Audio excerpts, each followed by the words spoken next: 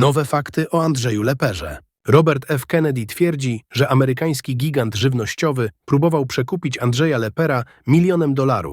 Zresztą sami posłuchajcie. And then Smithfield wanted to come in and take over hog production in Poland.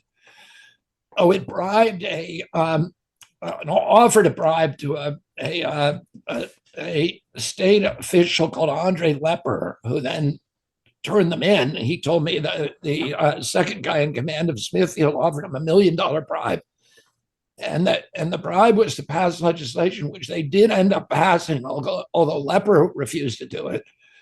But it was legislation that said you could not operate. Smithfield had come in and bought the old Soviet slaughterhouses, which were huge. They were like the state-owned operation, and then it was modernizing them. But it passed a law simultaneously that it sponsored a law which was then passed that said that you could not operate a slaughterhouse in Poland unless you had laser automated faucets in your bathrooms.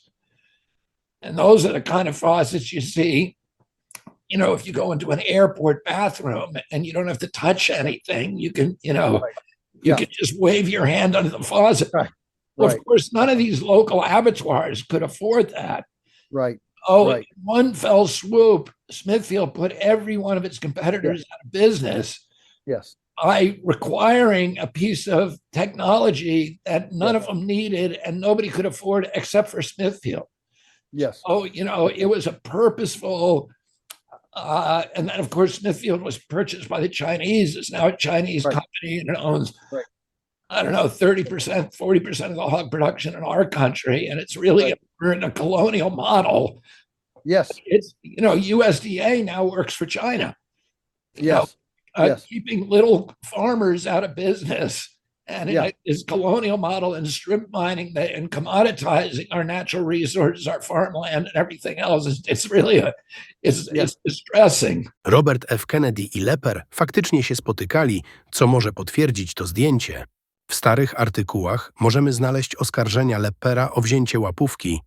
W końcu przestał protestować, a jego współpracownik miał zarabiać na powiązanych interesach z zagraniczną firmą. Omawiana ustawa została faktycznie wcielona w życie. Czy to oznacza, że Lepper przyjął łapówkę? A jeśli nie on, to czy przyjął ją ktoś inny? Napisz, co o tym myślisz w komentarzu. Jeśli chcesz być na bieżąco ze światem polityki, zostaw subskrypcję.